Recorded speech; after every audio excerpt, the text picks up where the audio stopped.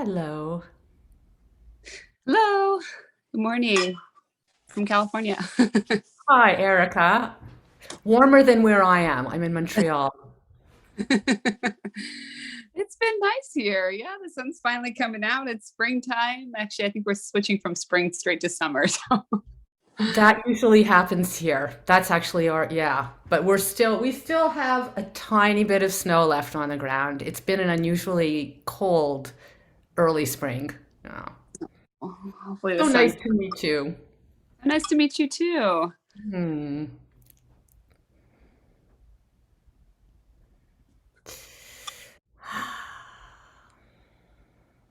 Okay, I'm just gonna make sure all my apps are closed.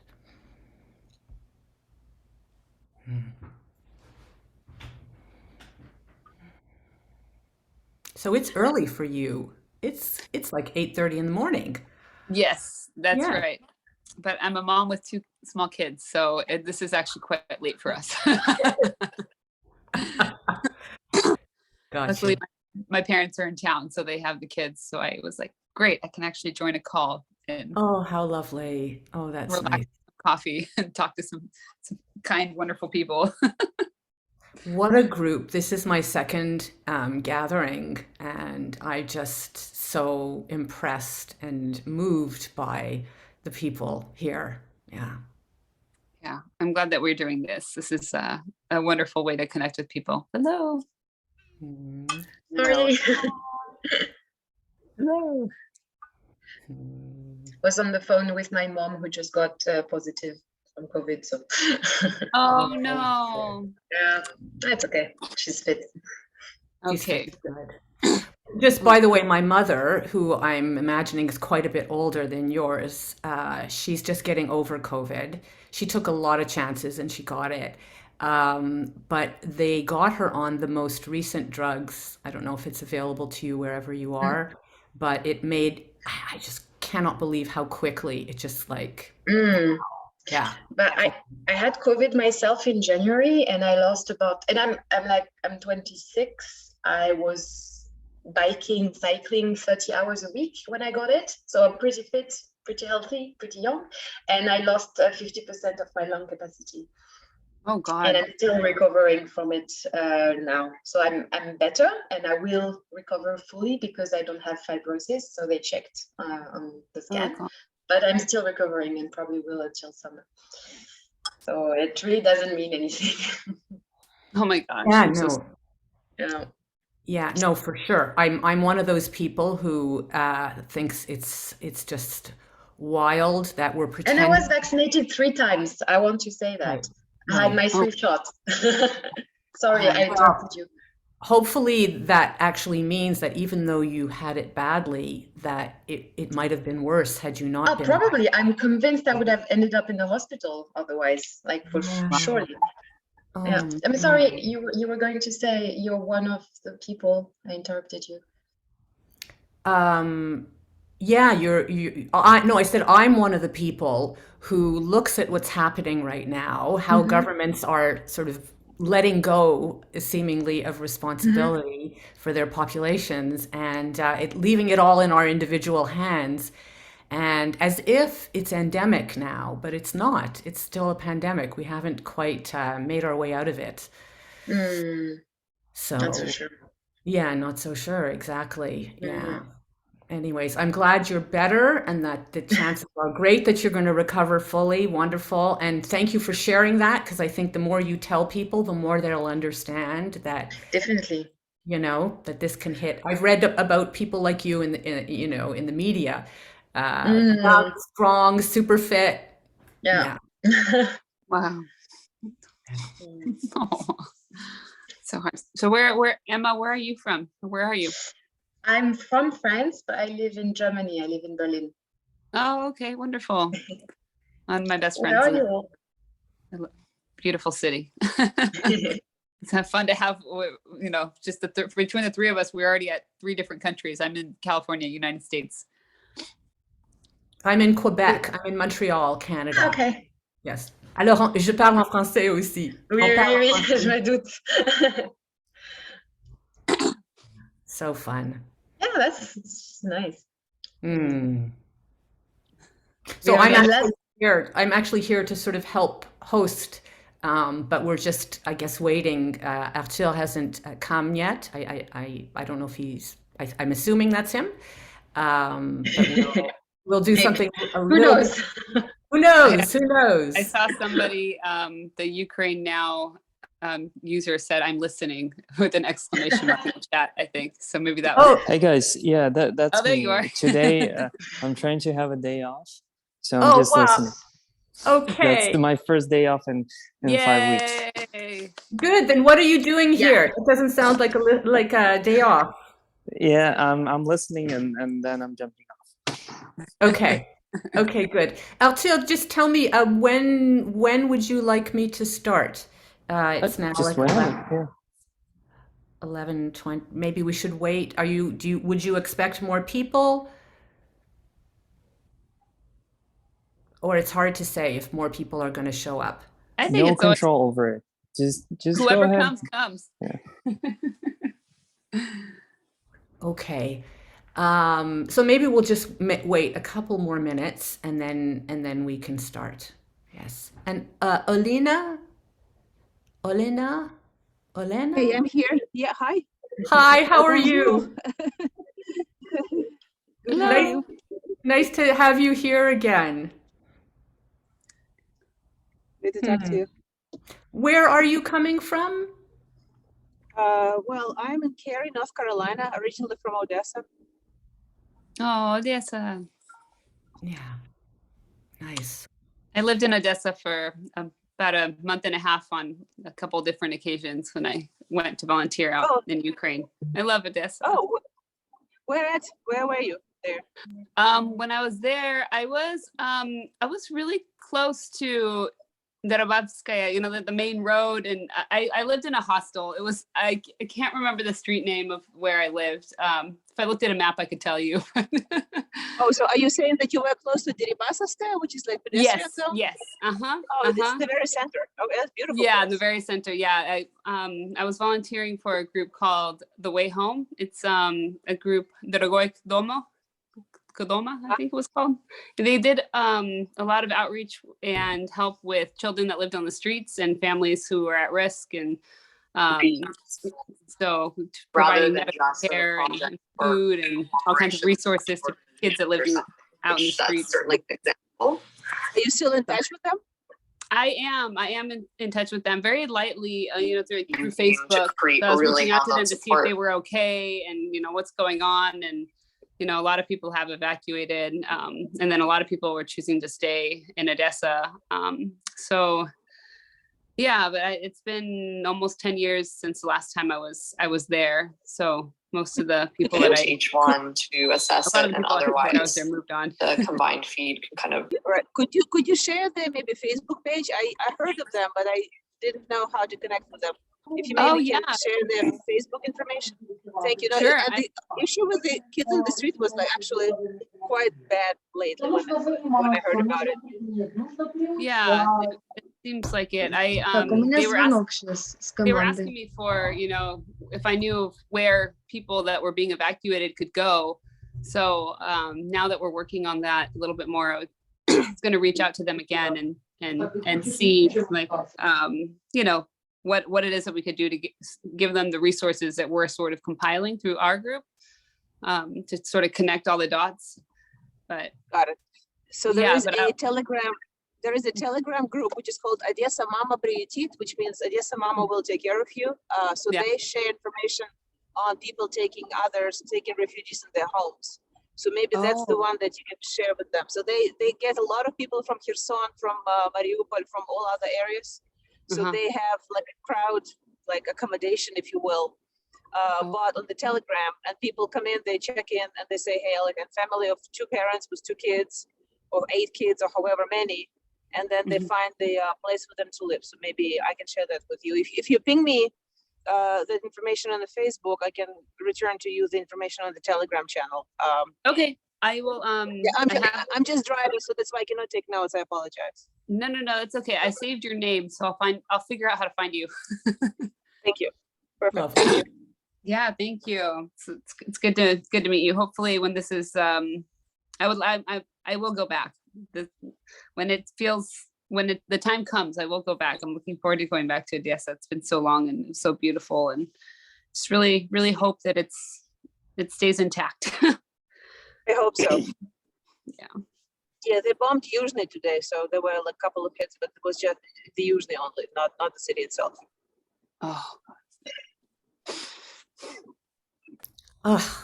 Well, on that note, hi everybody. My name is Brenda. I am in Montreal, Canada. I am a writer and a filmmaker, and a digital storyteller, and a creator of transformative gatherings.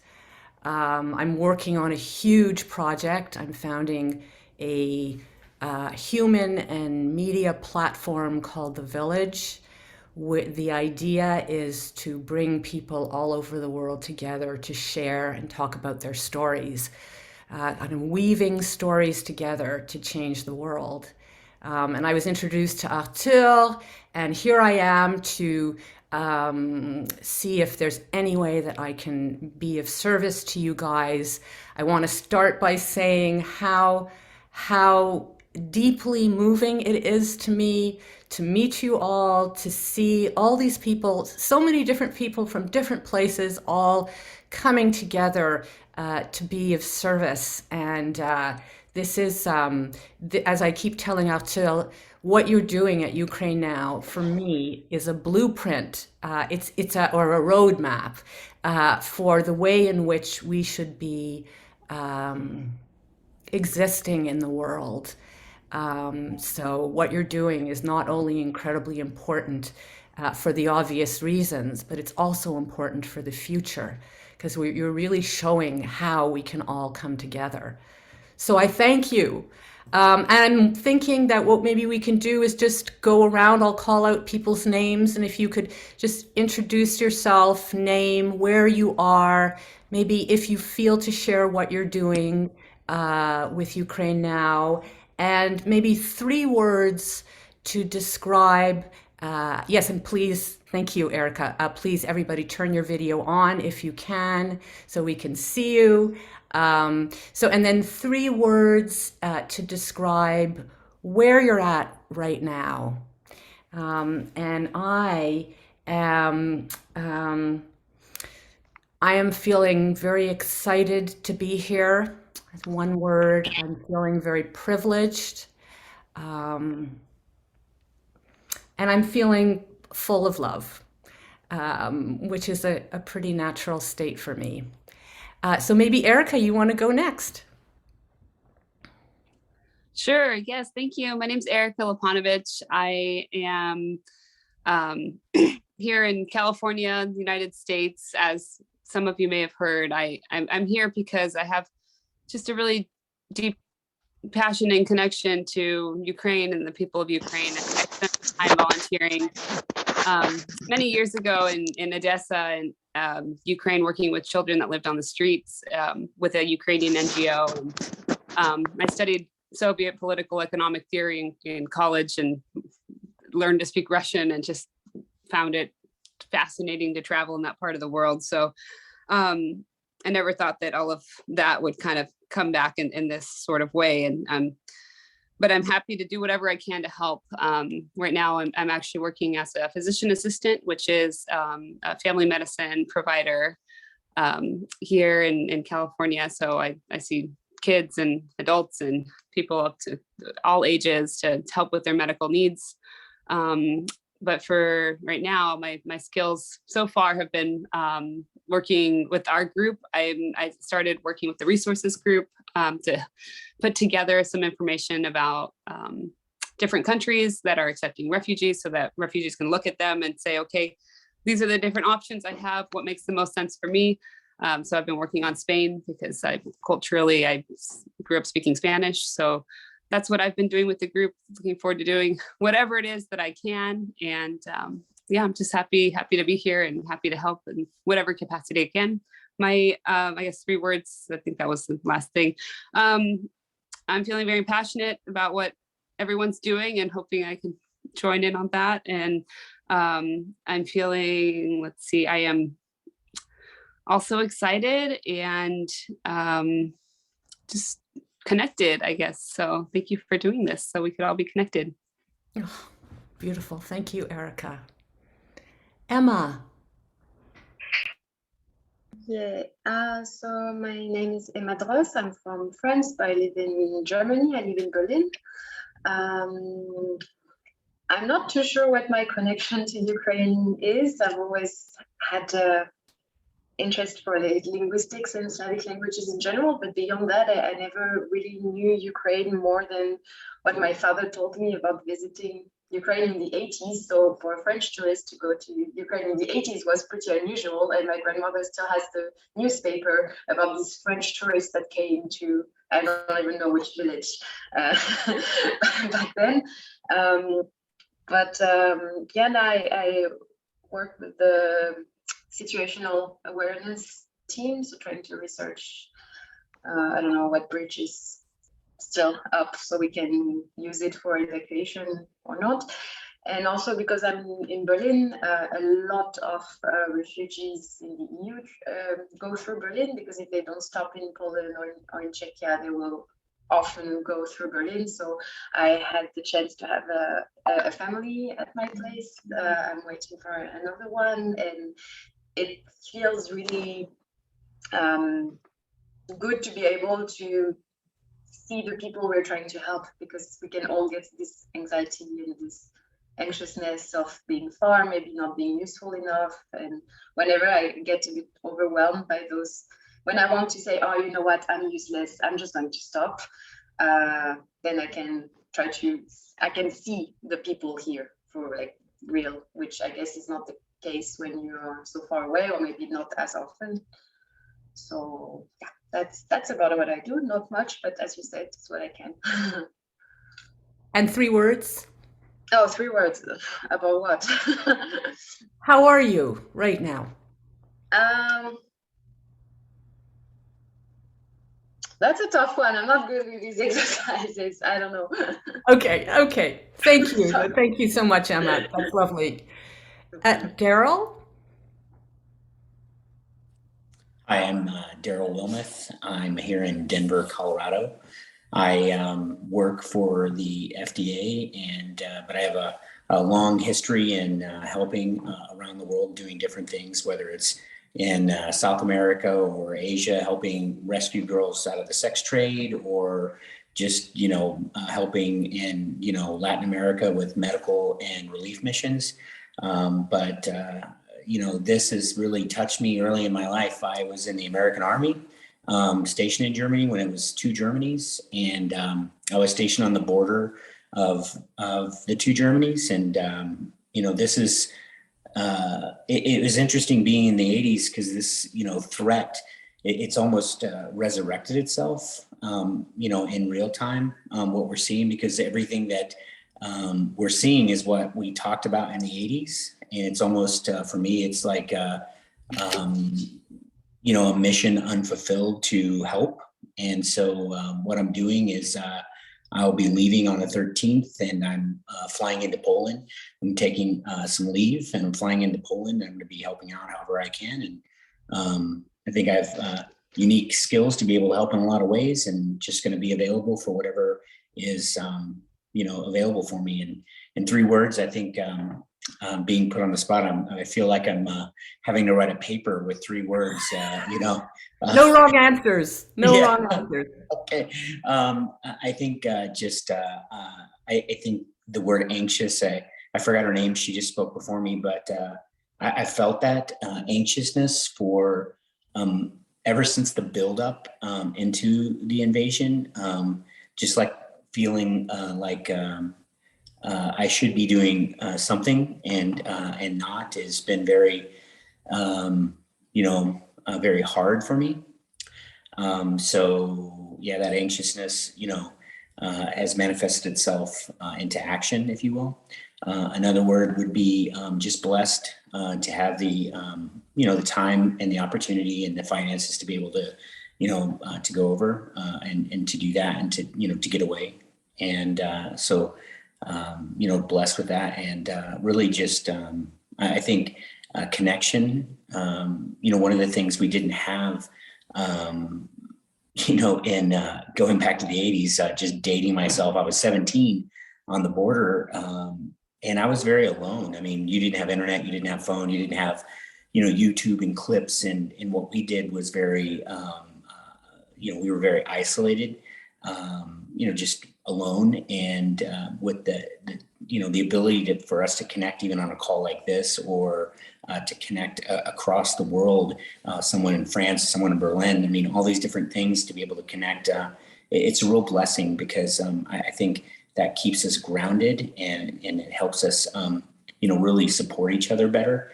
So we're not isolated, and we want to make sure that the folks there don't feel like they're isolated. Thanks. Oh, Daryl. Wow. Thank you so much. Thank you for your service. And thank you for giving us perspective also. And also underlying that this can actually help with anxiety. We feel our connection to each other. It strengthens us. All you beautiful people. Thank you. Olena, is that the right way to pronounce your name? I hope it is. Yeah, it's Olena. It's there. It's good. Okay, great. Yeah, would you mind if I'll go a little bit later? I need to Absolutely. think about it. Sorry. Absolutely. No problem. So Arthur is here, but he's just listening because he is on break. Stanislava, is that correct? Hi, yeah, it is correct. Hi, everyone. Stasia is my short name. I think it's easier. I'm currently a on-the-ground coordinator in Ukraine, coordinating one of the buses that is coming. Sorry, I'm actually in touch with the passengers right now, so there's gonna be messages. I'm coordinating one of the buses that runs from Ivano-Frankivsk to Krakow. And I've been doing that for a couple of weeks. Before that, I was living and studying in the States. Actually, the war started literally 4 days after I had to defend my master's thesis. And yeah, basically, I decided to stay and help around.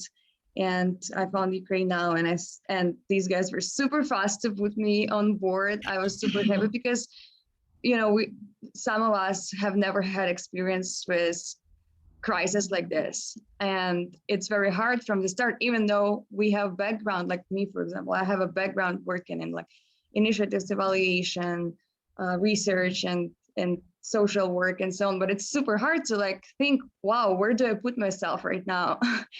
And yeah, this worked out. So basically, yes, I think I answered all of the questions. Three words. 3 words. How are you? I'm getting better. Yes, I think I'm getting used to everything, and I'm coping. Okay. Thank you. Well, we are here with you. We are here with you. Thank you. Thank you, guys. Marina? Marina, is that how you say your name? Yeah, that's correct. Thank you. Yeah, so I actually joined this call for the first time, and I was not aware what is usually happening during the community calls. So I was kind of put on the spot with this, telling about yourself. I'm not sure what to tell. I'm a software developer. I'm Ukrainian, and I currently live in Berlin. I am working on the Airtable stuff, on the tables and the forms that are used on the website. So the form for this bus that you mentioned, yeah, Stanislava, it was mine. So tell me if it's terrible, because I can fix it. Thank you.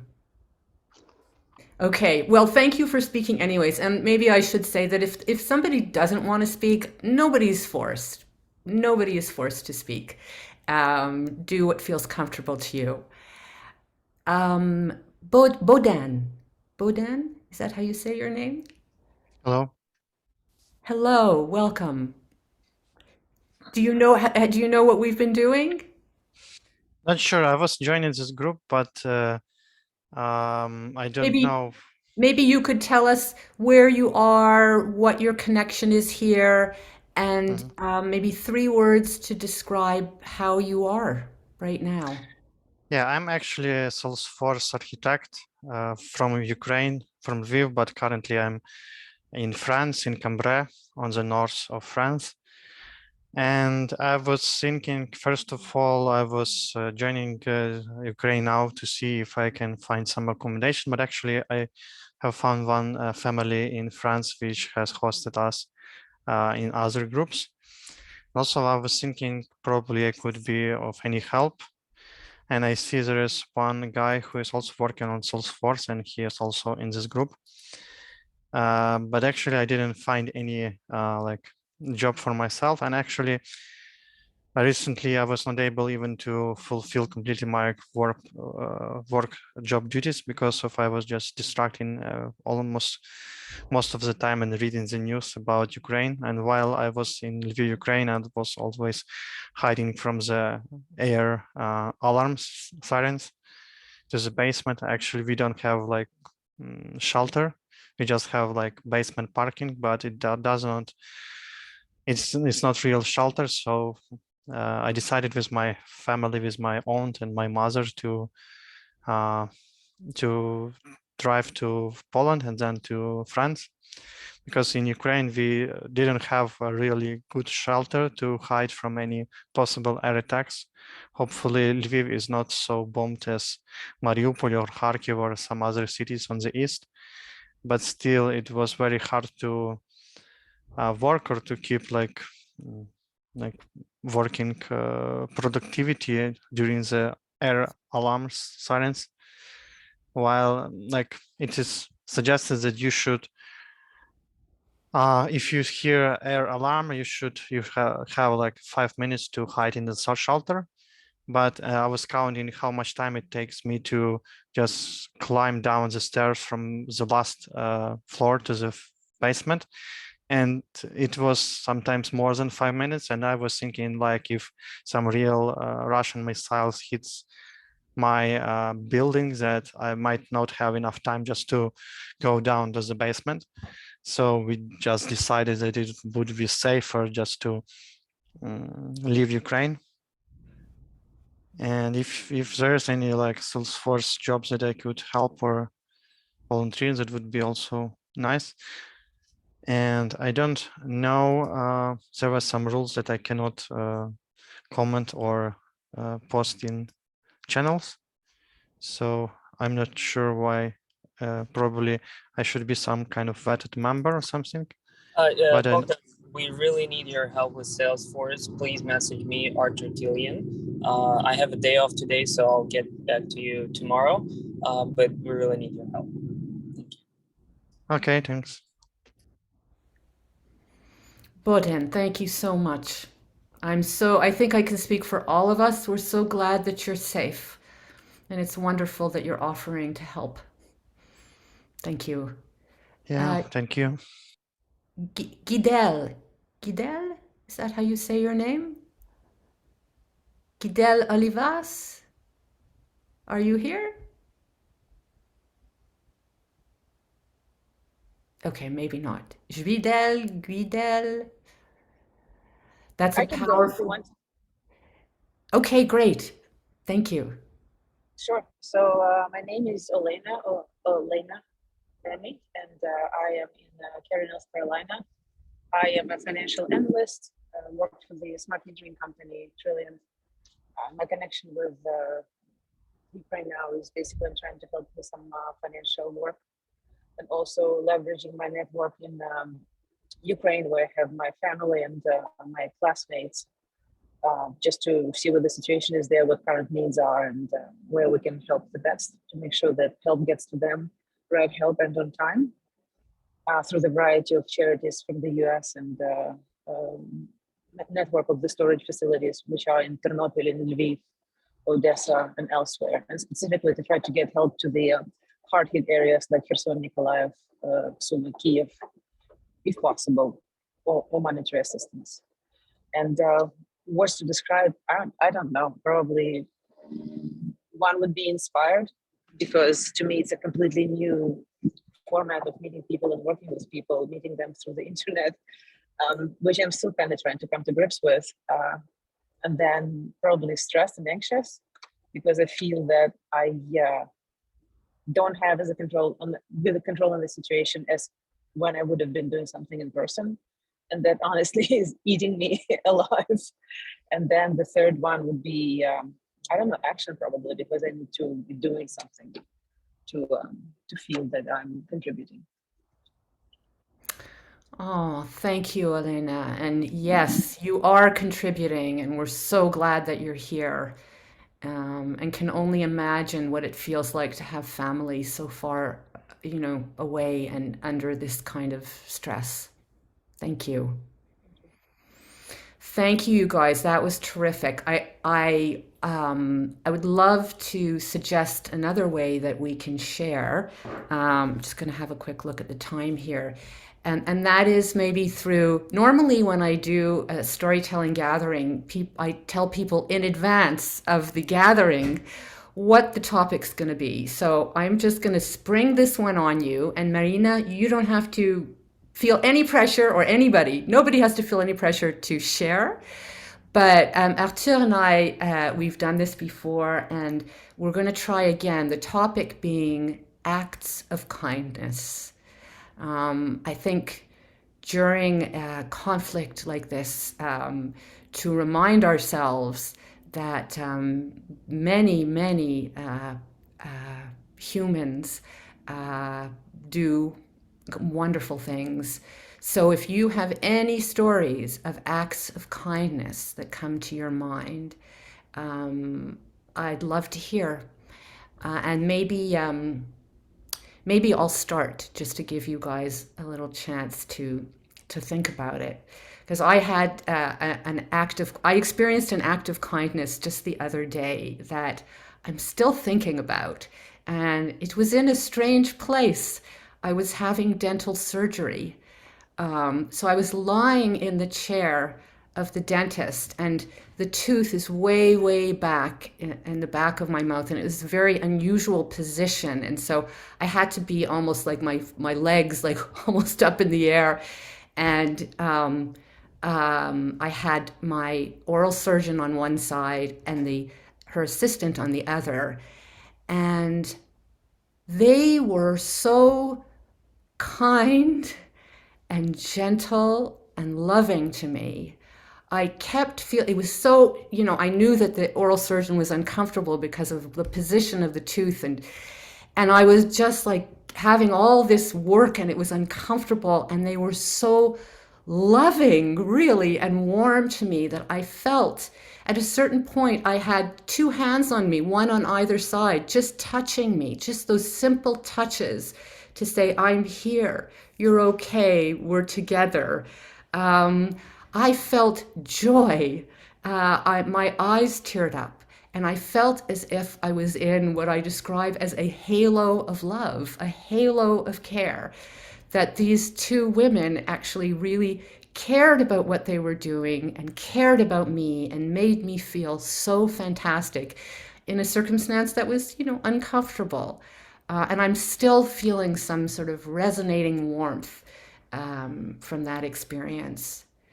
And it's also made me want to encourage people when they're in uncomfortable situations with other people who are there with them, to try and kind of tune into the fact that there are others with you and there's human warmth everywhere.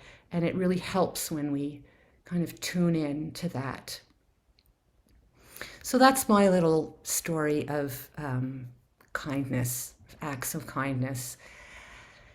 Would anybody like to share one?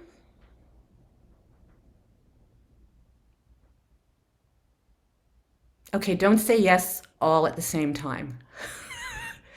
What's a recent act of kindness, human kindness, that you have experienced, or something in the past where somebody has done something? Sometimes total strangers can do things that are unexpectedly kind and generous. Okay, I can share. Please. I just, when you spoke, I just thought about it and tried to like delineate one moment. But actually, right now, it amazes me how it's everywhere. Basically, many people in response to this situation started to, it brought something very good in them. And it's just amazing to feel how everyone gets united and everyone is willing to help. And everyone emphasized with what's going on. I mean, given even why we're here right now, right? This is a very good example for one. And what amazed me personally, so I came from my winter break from Philadelphia, and I just met the girl who is the cohort lower than me. So she's like the first year, I'm the second year master students.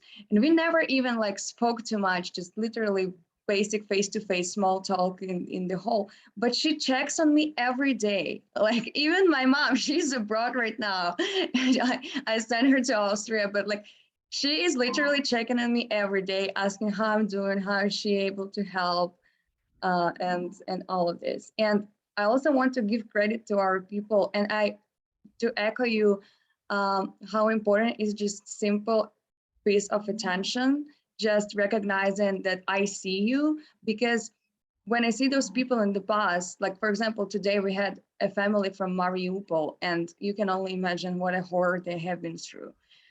But people demonstrate enormous resilience. Like I'm with them, in contact with them while they travel, and when they get there, they're super resilient. And sometimes all they need is before boarding the bus, they just need a pair of eyes, just like looking at them and like asking like, hey, what's up? Like, do you have a plan? How are you doing? You can see it, you're fine. We're gonna get you there. Like everything is good.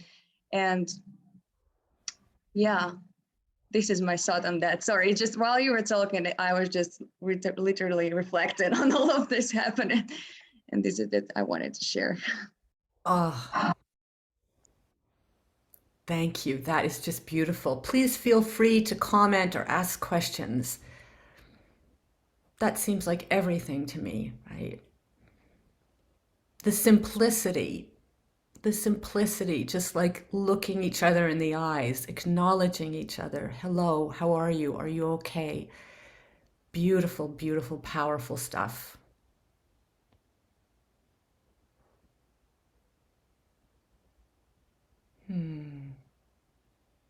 Who would like to share next?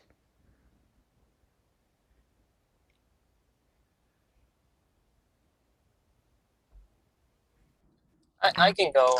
I know that I shouldn't be here, but You shouldn't.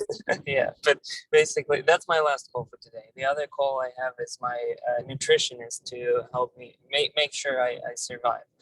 So this is definitely the last call for today for work purposes. But I want to share you a quick story. Believe it or not, I still have personal life, right? And we all have. And me and my wife, we were trying to buy some furniture, and we're usually the cheapest people ever. And being immigrants in the U.S., where everything is quite expensive, we try to defer to cheaper places like Ross, for example. That's my favorite store. And but we went out of Ross, and there was this expensive store called Ashley, which is typically a luxury furniture. And my wife says, "Hey, let's go check that out." And I'm like, "No way, we're gonna buy anything there." So we come in there, and the sales guy comes to us and says, "Hey, we have major discounts today, sell off, blah blah blah. I'm gonna help you. Just let me know." So we look for some furniture, and then the guy comes in and asks where are you from, because he obviously understands Russian.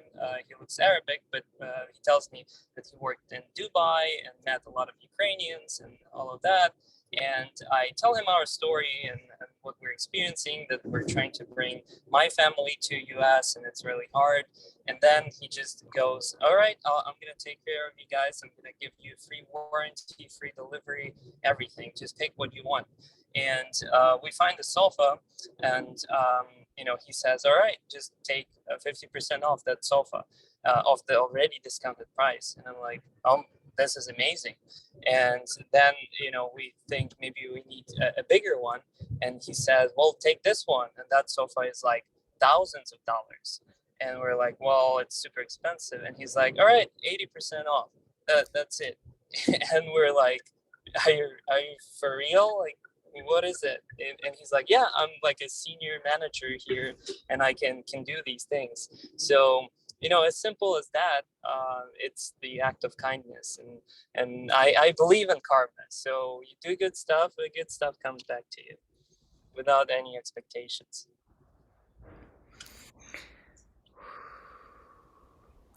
How lovely. Does anybody want to comment on that?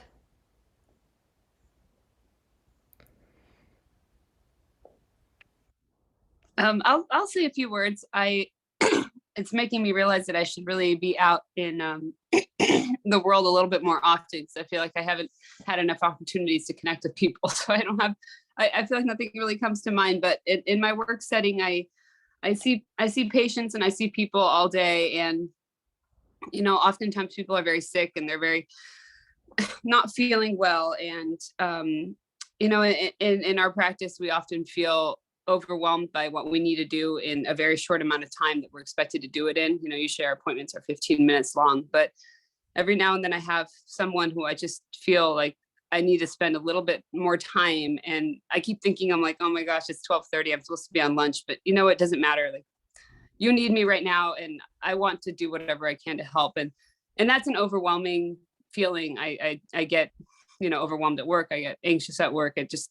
It doesn't feel good, but sometimes when you spend that little extra time helping someone, like the response that I get from people of how I don't know how I can ever repay you. Like, thank you so much for what you've done to me. And people just open up, and it just makes me like, oh my God, I was just like, I don't even feel like I did that much, but their response to me, I feel like is an act of kindness, because when I get that response from somebody, and it just reminds me that that's why I'm here, and that's why I do what I do, and that's what keeps me moving forward. And in a time of a pandemic, when a stranger is willing to give you a hug, to me that's a random act of kindness where I'm like, yeah, I will happily give you a hug, because we're going to work on this together.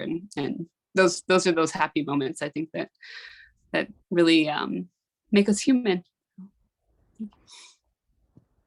Oh, thank you, Erica. Beautiful, beautiful. And thank you, Arthur. First, I want to respond just a little bit more to your story about the furniture, because that was just, it sounded like a kind of Hollywood fable, it just like, it's such a fun story. And then connecting to Erica's story is kind of interesting, because I always say an open heart opens hearts. So if you are willing to share a little bit of yourself, to open up to somebody, even a stranger, it's remarkable what can happen. So by you, Arthur, sharing a little bit about your story and what you're doing, opened up the heart of this guy who then just lavished gifts on you and your family, and that will just keep reverberating. Like you say, I think the expression is karma comes home. And Erica, you're beautiful, just so beautiful. It also makes me think about the idea of gratitude. So they're so thankful to you, and that immediately makes you feel so grateful.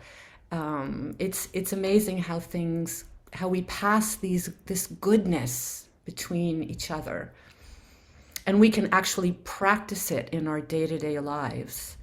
And like Stasia, like you said, I'm really very struck by your saying, just looking people in the eyes, just something like that. Think about how often we're on the streets and we don't see each other. We just kind of whiz by each other. And there's really something to be said about taking a moment and looking deeply. Yeah, and it does sound like a Hollywood fable, and I do live in Hollywood, and for once it's useful. When there was the Fox News interview, I was able to go to their studio, and I was joking. The first time in 4 years, it was actually useful to be in Hollywood. But believe it or not, I mean, Ukraine will be rebuilt, and I mean, if we should write a script and sell it to Netflix to fundraise for Ukraine, we will do that. So all kinds of fable stories and real stories will be there, I'm sure. That's a great idea. That's a great idea. Who would like to go next? Emma, Daryl, please.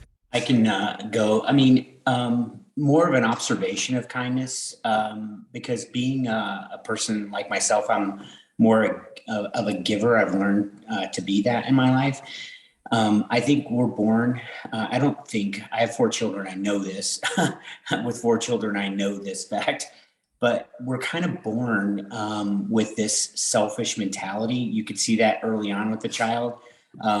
Just when they have something, there's many times that they want to keep it for themselves. And I think, as you kind of go into life, you make choices whether you foster that selfishness in your life or you learn to open up. For me, personally, that was much later in my life, until I was in my probably late 20s, that I've learned, to have more of that, kindness in my life, because I was more focused on just myself. I didn't really have the tools or people around me to teach me that. I was, outside of the home when I was 15 and, joined the Army at 17. So I didn't really have a lot of mentoring in those type of people and social skills, if you will. But I think, kindness for, just everyone here, you've gotten it or you wouldn't be here. But it's kindness is really about observation, isn't it? Because you need to be open and observe what's going on around you. Even in a crazy situation like this, you need to observe and look for opportunities and kind of separate yourself from the situation and your needs sometimes to help others.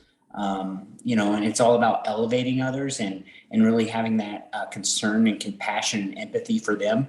And sometimes, that's setting, yourself aside and that selfishness and saying, yes, I could do X, but this is, more important right now.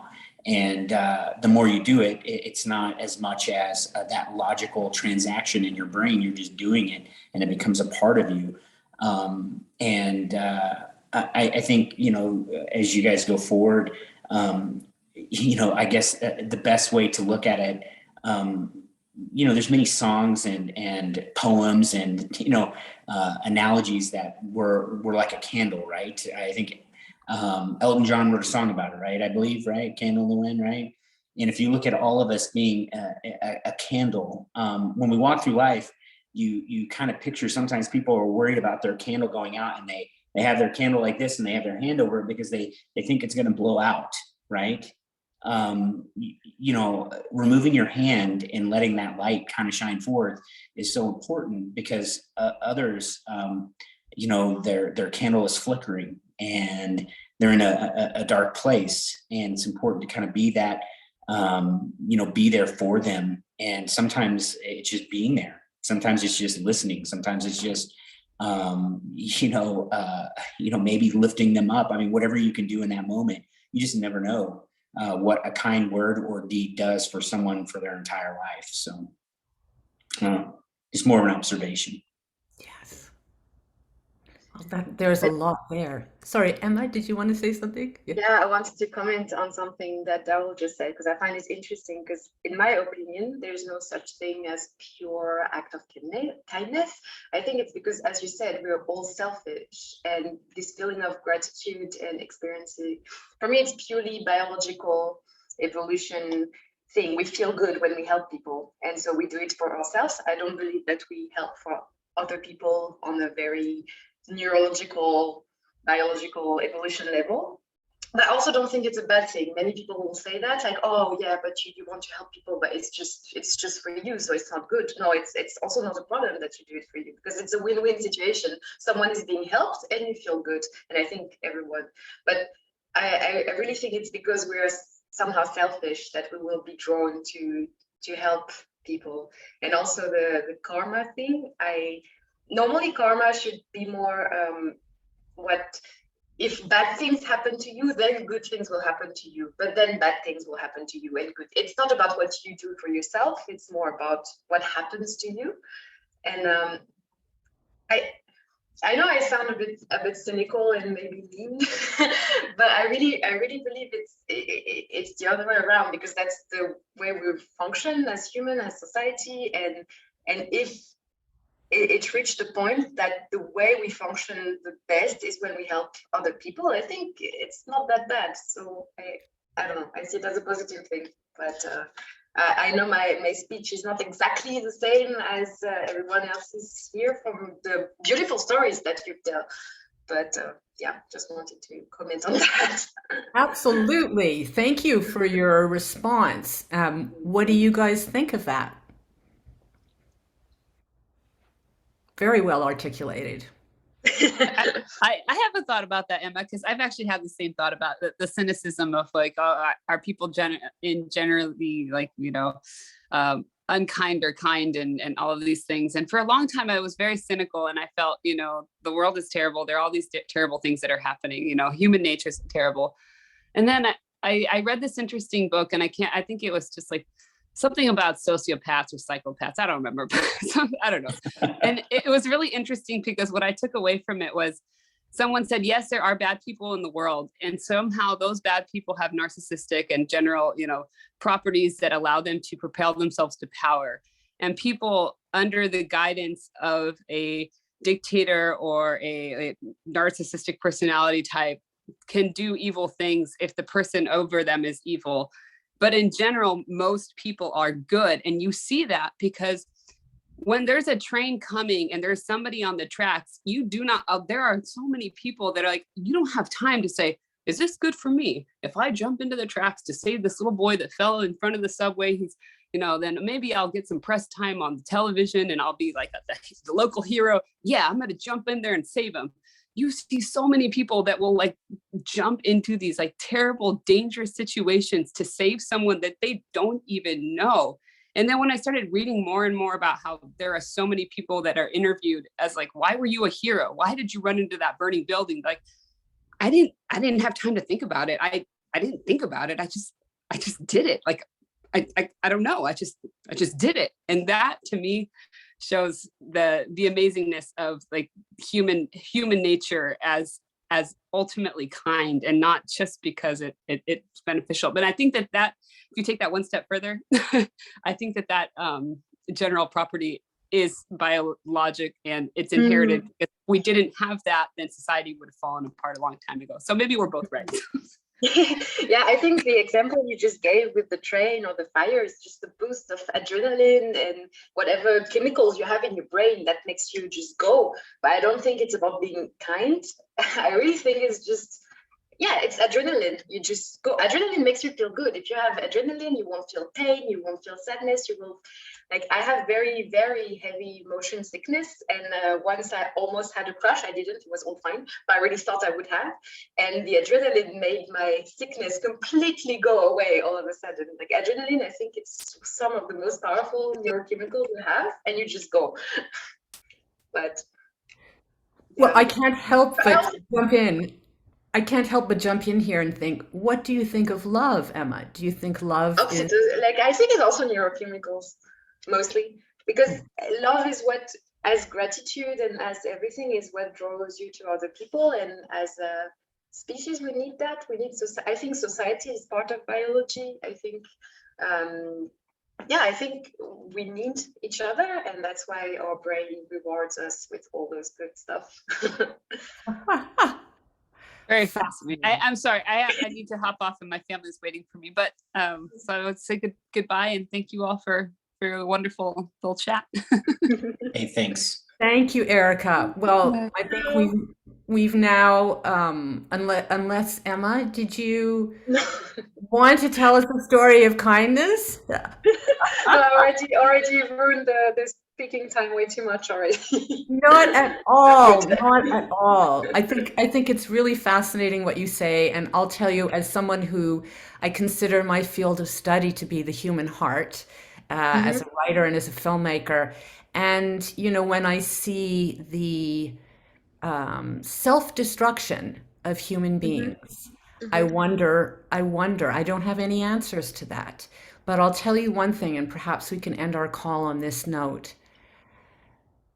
I and I consciously have decided that, okay, when I look at the science of the climate emergency, and I've looked at it, it's bad. It's really, really bad.